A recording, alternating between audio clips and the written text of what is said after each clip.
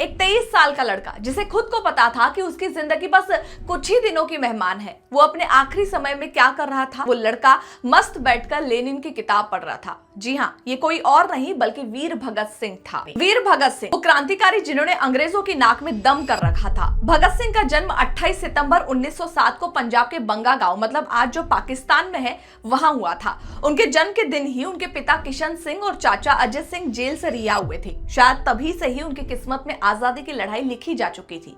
वो जिस परिवार में पैदा हुए वहां देशभक्ति खून में बहती थी। इसी कारण से छोटी उम्र से ही आजादी की चाह उनके मन में घर कर गई थी। उनका पढ़ाई में भी दिमाग तेज था, लेकिन वो उस पढ़ाई से खुश नहीं थे जो अंग्रेजों ने हम भारतीयों पर थोपी थी। उन्होंने खुद देशभक्ति और समाजवाद पर किताबें पढ़ना शुरू कर दी थी।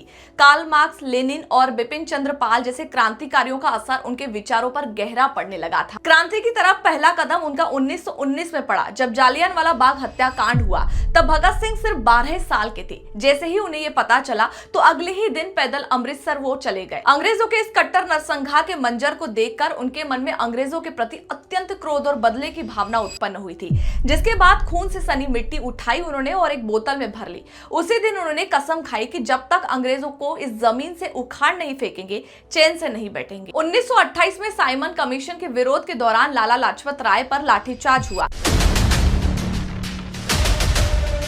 जिसके कारण उनकी मौत हो गई थी। भगत सिंह और उनके साथियों को लगा कि इस अन्याय का बदला लेना जरूरी होगा। उन्होंने पुलिस अफसर जैन स्कॉट को मारने का प्लान बनाया, लेकिन गलती से जॉन सैंडर्स को ही गोली मार दी गई।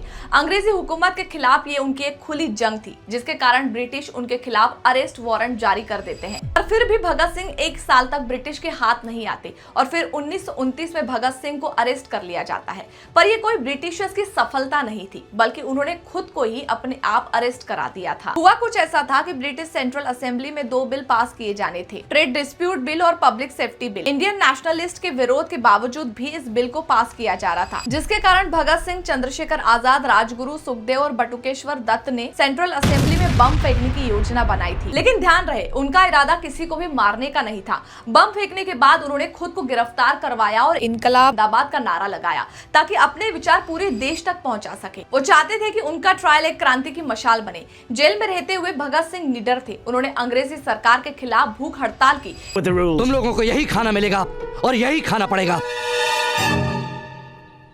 तो मैं नहीं खाऊंगा, क्योंकि भारतीय कैदियों के साथ बुरा व्यवहार होता था। वो किताबें पढ़ते, समाजवाद और क्रांति पर लिखते और अपने साथियों को प्रेरित करते। उन्होंने जेल में करीब 300 से ज्यादा किताबें पढ़ ली थी। जब उनसे पूछा गया कि उनकी आखिरी इच्छा क्या है, तो उन्होंने कहा कि मैं अपनी फांसी से पहले लेनिन की किताब खत्म करना चाहता हूँ। 23 मार्च 1931 रात 7:30 बजे भगत सिंह, सुखदेव और राजगुरु को फांसी दे दी गई।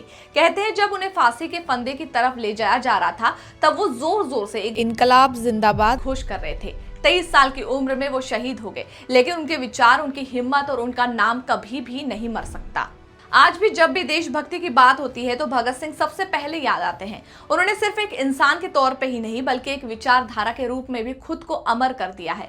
भगत सिंह ने कहा था, क्रांति की तलवार विचारों की शान पर तेज होती है। यानी असली क्रांति सिर्फ बंदूक से नहीं बल्कि विचारों से आती है। आज जब हम आजाद हवा में सांस लेते हैं, जब हम खुलकर अपनी बात कहते हैं, तब हमें याद रखना चाहिए कि ये आजादी हमें ऐसे ही नहीं मिली। इसके पीछे भगत सिंह जैसे न जाने कितने क्रांतिकारियों ने अपना बलिदान दिया। तो अगली बार जब भी कोई पूछे कि भगत सिंह कौन थे, तो बस इतना कहना, वो शख्स जिसने हंसते हंसते अपनी जान कुर्बान कर दी, ताकि हम आजादी की कीमत समझ सके। इनकलाब जिंदाबाद। वीडियो आपको कैसा लगा मुझे जरूर बताइएगा, और नेक्स्ट किस फ्रीडम फाइटर्स के बारे में आप जानना चाहते हैं ये भी जरूर बताएं। Thank you.